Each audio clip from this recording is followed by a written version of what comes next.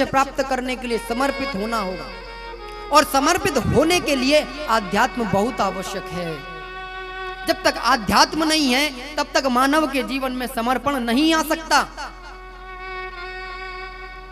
और जब तक समर्पण नहीं आएगा तब तक मानव अपने जीवन में लक्ष्य को प्राप्त नहीं कर सकता। इसीलिए मानव को भक्ति की आवश्यकता है। आध्यात्म मानव को भक्ति देता है, इसीलिए प्रत्येक मानव को भक्ति की ओर चलना चाहिए और धुंधकारी की कथा से प्रेरणा लेनी चाहिए कि यदि धुंधकारी की माता धुंधले देवी बच्चों को कथा में, साधुओं के पास, सत्संग में या स्पिरिचुअल बुकों का अध्ययन कराया होता तो वह धुंधकारी कभी नहीं बनता। आज बड़ा अजीब लगता है महाराज,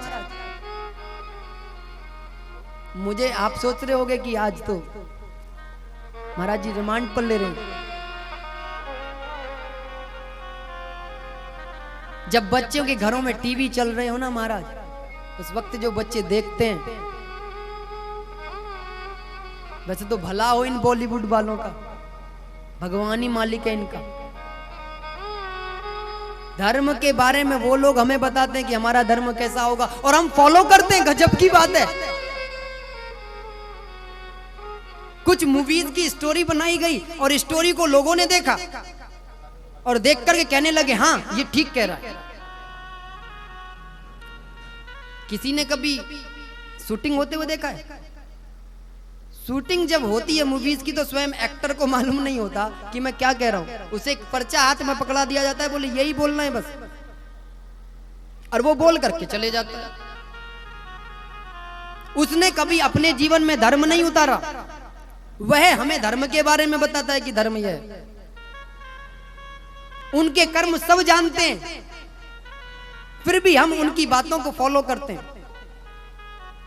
जिसने कभी धर्म को पढ़ा नहीं, जिसने कभी धर्म की शिक्षा नहीं ली, जो स्वयं धर्म पर नहीं चला, वह धर्म के बारे में कैसे बता सकता है?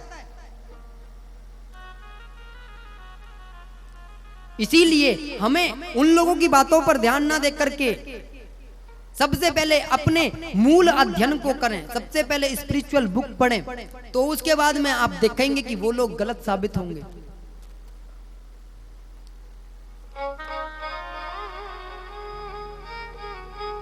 और इसीलिए कहता हूं कि बच्चों को कथा में लेकर के आए, और युवा बच्चे कथा में आए, तो क्योंकि युवा ही देश का भविष्य तय करेगा और कोई नहीं। यदि देश को, पूरे देश का वातावरण आध्यात्मिक बनाना है तो उसके लिए बच्चों का आना आवश्यक है। अपने साथ में बच्चों को लेकर के आए। एक एक जरूर प्रार्थना करूंगा। आप चाहे कान में डट्टक लगा करके आए, कोई दिक्कत नहीं।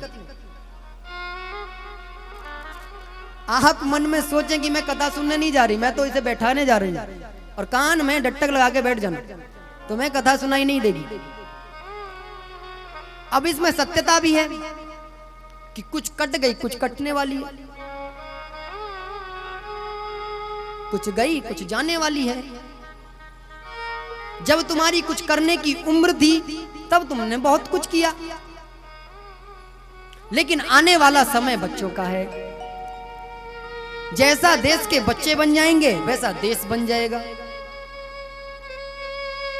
और यदि देश के बच्चे आध्यात्मिक से दूर रहे तो इस देश की जो संस्कृति है, इस देश के जो संस्कार हैं, यदि वह इस देश से निकल गए तो यह देश फिर भारत नहीं रहेगा।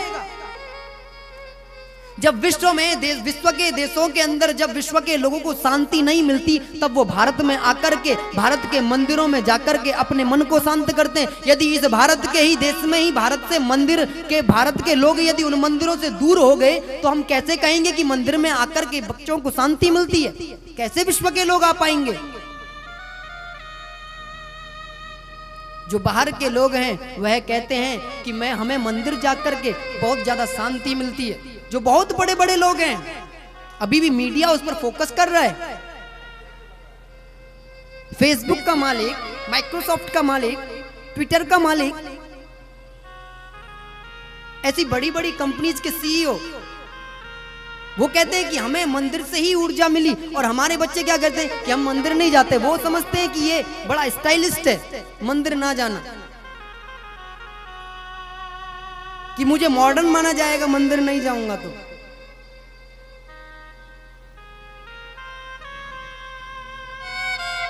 तुझे कोई पूछने वाला भी नहीं, तू कहां पड़ा है। अब मान लो हम मंदिर नहीं जाते, मान लिया हम भगवान को नहीं मान लिया, इसमें भगवान का कुछ बिगड़ा क्या? मंदिर का कुछ बिगड़ा क्या? हाँ, हमारा जरूर बिगड़ा। हमारा कैसे बिगड़ा? क्योंकि हमारे मन को जो शांति मिलनी चाहिए थी वो नहीं मिली। हम जिस कुल में जन्म लिया, उस कुल के जो हमारे पूर्वज थे, उन्होंने जो हमें संस्कार दिए वो हम ले ना सके। हमने अपनी क्षति पहुंचाई। इसीलिए यदि बच्चों को अध्यात्म की ओर लेके जाना होगा तो बच्चों को थोड़ा सा 3 या 4 घंटे यहां आकर के बैठाइएगा। और आप देखना, मैं वादा करता हूं, रोज कर रहा हूं, कि आपके बच्चे जैसे यहां आएंगे ना, वैसे यहां से नहीं जाएंगे। प्रामाणिकता है। उन बच्चों के आप चेंजिंग देखोगे, परिवर्तन देखोगे। और परिवर्तन ही भागवत का नाम है। वह भागवती ही क्या जो जीवन में परिवर्तन ना दे सके? भागवत नहीं है। इसका मतलब यह है कि भागवत सुनने के बाद में यदि हमें लगा कि हमारा जीवन जैसा था वैसा है, तो इसका मतलब हमने भागवत श्रवण करी ही नहीं, भागवत को सुना ही नहीं। भागवत जीवन में परिवर्तन देती है। नारद मुनि के बाद में इस कथा को, कलयुग के कुछ 5000 वर्ष बीतने के बाद में, राजा परीक्षित और सुखदेव ने इस कथा को सुना। सुखदेव महामुनि ने राजा परीक्षित को इस कथा को श्रवण कराया। सौनकादिक 88,000 ऋषि मुनि नैमिषारण्य में उपस्थित हैं और समाज कल्याण के लिए, समाज के चिंतन के लिए इस कथा को श्रवण कर रहे हैं। सूत जी महाराज के सामने उत्सुकता पैदा करते हैं कि ये परीक्षित कौन है। और इस सुखदेव महामुनि ने इस राजा परीक्षित को कथा क्यों श्रवण कराई? यहां से श्रीमद् भागवत के अंदर महाभारत खंड जुड़ जाता है। यदा मृधे को रवसृञ्जयानां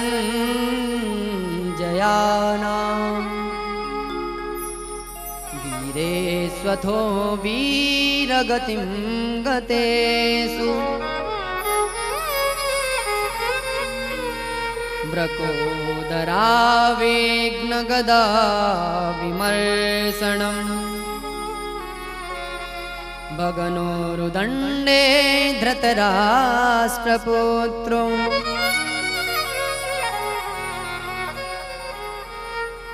बात उस समय की है जिस समय महाभारत का युद्ध चल रहा था। और यह महाभारत का युद्ध 18 दिन तक चला। ना ऐसा युद्ध कभी इस धरा पर हुआ और ना ऐसा कभी युद्ध इस धरा पर शायद होगा। इतना विशाल युद्ध आज तक भी, जहां कुरुक्षेत्र का भूमि में वह युद्ध हुआ, आज तक भी वह भूमि रक्त से लाल दिखती है। महाभारत की भूमि में एक तरफ स्वयं धर्म खड़ा था और एक तरफ अधर्म खड़ा था।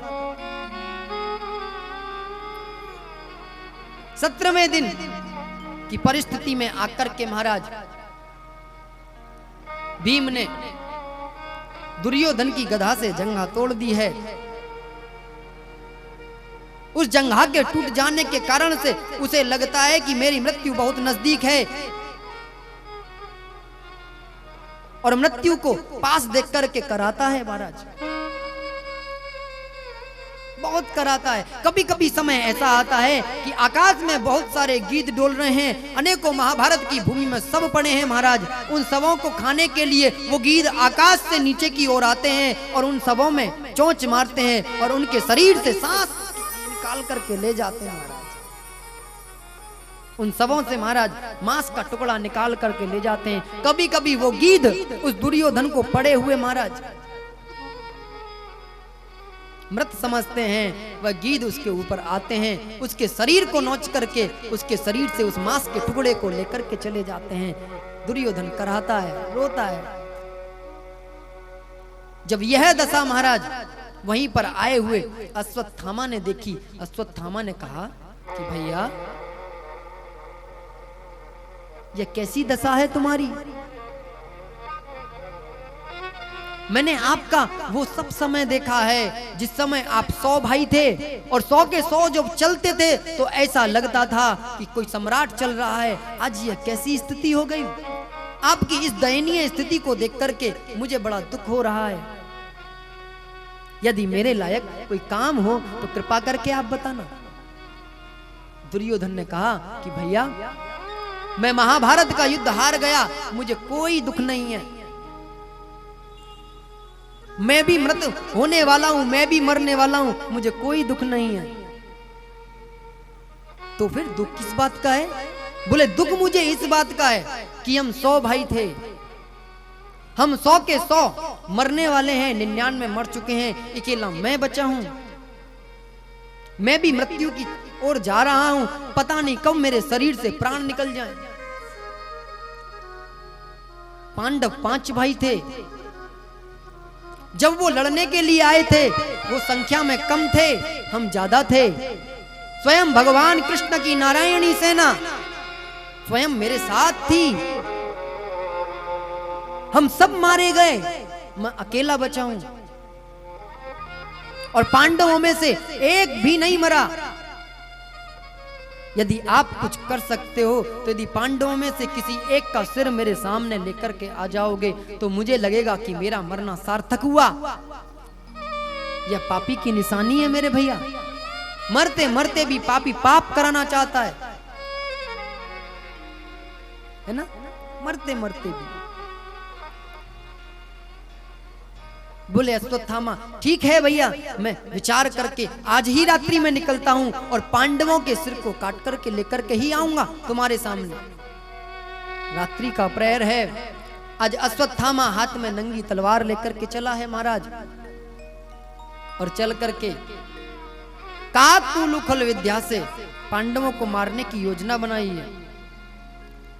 काकुलुखल मतलब एक कौआ रात्रि में सो रहे थे,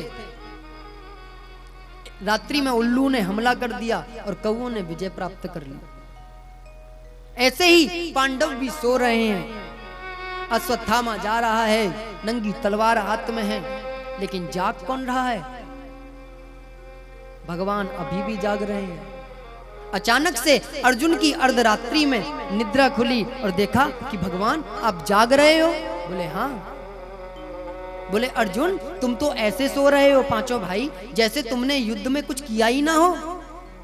वो बोले महाराज हमने करा ही कब है? कुछ करने वाले तो आप हो, और आप ऐसे सो रहे हो अर्जुन जैसे कि तुम कभी कितने दिन से आराम से विश्राम कर रहे हो, तुमने कोई विजय की प्राप्ति करी ही ना हो, तुम बेफिक्र सो रहे हो। बोले गोविंद माधव जिसके सामने जिसकी रक्षा करने वाले आप हो तो वो तो बेफिक्र सोएगा। बोले आप गोविंद अब सो जाइएगा, मैं जगता हूं। भगवान बोले कि अर्जुन यदि आज मैं सो गया तो सोने के बाद में स्थिति यह होगी कि जिस इतिहास को मैं लिखना चाहता हूं वह इतिहास में परिवर्तन आ जाएगा। भगवान जानते थे इस बात को। बोले अर्जुन एक काम करो, आप अपने चारों भाइयों को उठाओ, आपने विजयश्री प्राप्त कर ली है, आपने इस महाभारत के युद्ध को जीत लिया है, जाकर के कुछ गरीबों को दान करो, जाकर के स्नान करो और स्नान करके प्रातःकालीन ब्रह्म मुहूर्त में जाकर के कुछ दान करो, सुबह तुम्हारा राज्याभिषेक होना है। अब तो महाराज भगवान पांचों पांडवों को उठा करके ले गए। उधर पांडवों के जो पांचों पुत्र थे वह सैया पर आकर के सो गए। पांचों पुत्र बड़े बलशाली लगते थे। रात्रि में जब अश्वत्थामा ने सोचा कि यही पांचों पुत्र हैं, यही पांचों पांडव हैं, उन पांचों पुत्रों की शीश अश्वत्थामा काट करके ले गया। धीरे धीरे सूर्य आकाश से निकलने लगा और निकल करके महाराज अभी महाभारत की भूमि में रक्त सूखा भी नहीं था। द्रौपदी की कुटिया में महाराज अभी भी रक्त की धारा पुनः बह चुकी है।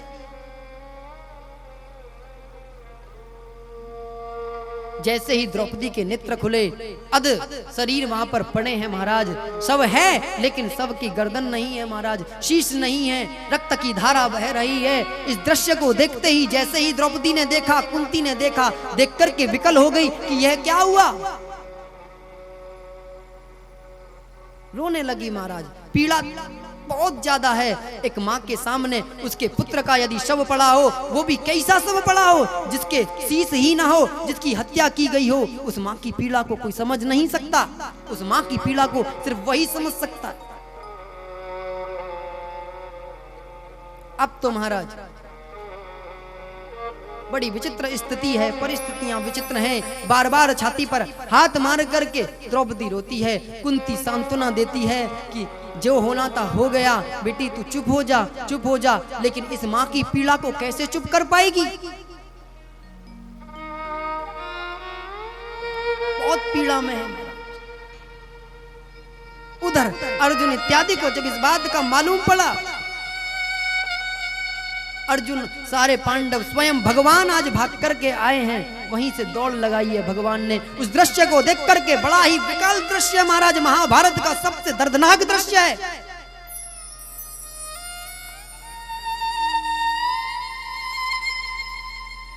माता शिशूना निधनम सुता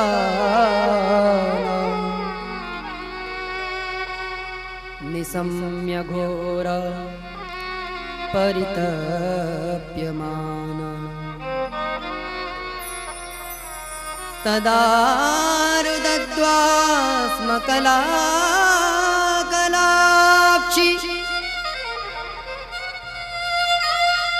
त्वां स्मन्तयन्नाः किरीटमाली। पुत्र के विरह में द्रौपदी रोती है कि हाय मेरे पुत्र, हाय मेरे पुत्र। उसको सांत्वना देने के लिए बहुत लोग आ रहे हैं, बड़ी ही व्यथा में है द्रौपदी। कुंती बुआ आकर के पास में उसके पसीने को पूछ रही हैं, उसकी आंखों के आंसू को पूछ रही हैं। भगवान ने जब इस दृश्य को देखा महाराज, भगवान की आंखों से पुनः आंसू की धारा बही है। आज भगवान ने कहा कि इस महाभारत की भूमि में एक ऐसा भी समय आएगा, यह मैंने सोचा नहीं था, कि इन बच्चों का जिनका कोई दोष ना हो, उन बच्चों को इस महाभारत में अपने द्वेष के कारण मारा जाएगा। कितने वीर बलिदान हुए महाभारत की भूमि में। यदि कोई बालक भी जाता है, अभिमन्यु जैसा यदि मारा जाता है, तो उसे वीर गति को प्राप्त कह सकते हैं। यदि इन बालकों का तो कोई दोष भी नहीं था, यह बच्चे तो स्वयं भगवान पर निर्भर होकर के अपने शरीर को शयन की ओर लेकर के चल रहे थे, आराम से आसानी से सो रहे थे। अरे बच्चों को सोते हुए मार करके गया। अर्जुन को पुनः क्रोध आया। अर्जुन ने महाभारत के युद्ध के बाद में आज प्रथम बार गांडीव को छोड़ा था। अर्जुन ने पुनः गांडीव उठाया कि द्रौपदी, जिसने भी तेरे पुत्रों की हत्या करी है वह जीवित नहीं बचेगा, चाहे वह आकाश से लेकर के पाताल में हो, मैं उसको जीवित नहीं छोड़ूंगा। उधर अश्वत्थामा प्रसन्नता के साथ में महाराज दुर्योधन की तरफ गया। दुर्योधन से जाकर के प्रसन्नता से कहा कि दुर्योधन भैया, आपने कहा था ना कि आप एक का शीश लेकर के आया, मैं 5 का शीश लेकर के आया हूँ। दुर्योधन को अटपटा लगा। उसने सोचा, जिस महाभारत की भूमि में इतने इतने बड़े वीर, जिन पांडवों का कुछ ना बिगाड़ सके, जिन पांडवों को कुछ नहीं कर सके, उन्हें अश्वत्थामा अकेला कैसे मार करके आ गया। विश्वास नहीं हुआ। बोले ठीक है, जरा शीश दिखाओ। और जैसे ही शीश दिखाया, दुर्योधन को बड़ी पीड़ा हुई। बोले अरे अश्वत्थामा, तूने यह कैसा कर्म कर दिया? तूने हमारे वंशज, हमारे जो आने चलाने वाले वंश को थे, तूने तो हमारा वंश नष्ट कर दिया। मेरी पांडवों से द्वेष था, पुत्रों से नहीं। मैंने पांडवों के शीश लाने के लिए कहा था, पुत्रों का नहीं। यह तूने क्या किया? और दुर्योधन को पीड़ा होने के साथ ही दुर्योधन को इतनी उन बच्चों की पीड़ा हुई कि दुर्योधन ने उसी वक्त अपना शरीर को त्यागा। उधर जब अश्वत्थामा को मालूम पड़ा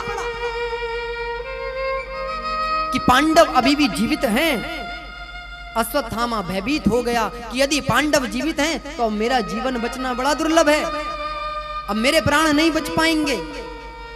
और जब मालूम पड़ा कि अर्जुन ने गांडीव उठा करके संकल्प कर लिया है मृत्यु दंड देने का,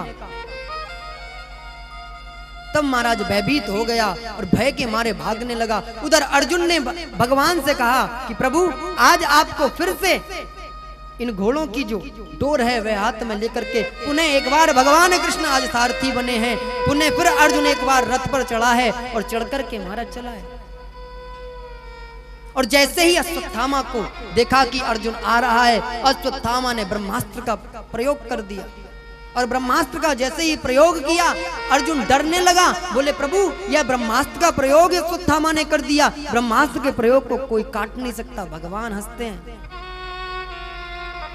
बोले प्रभु यह ब्रह्मास्त्र मेरी ओर बढ़ रहा है, यदि आप हंस रहे हो यह कैसी बात है। भगवान फिर थोड़ा सा मुस्कुराते हैं। भगवान कहते हैं अर्जुन क्या करोगे अब। बोले प्रभु आप ही कुछ रास्ता बताओ। अर्जुन को जब कुछ नहीं सूझा, अर्जुन बहुत भयभीत हो गया। जब तीव्र गति से उस ब्रह्मास्त्र को आते हुए देखा, आकर के भगवान के सामने हाथ जोड़ करके बैठ गया। कृष्ण कृष्ण महाबाहो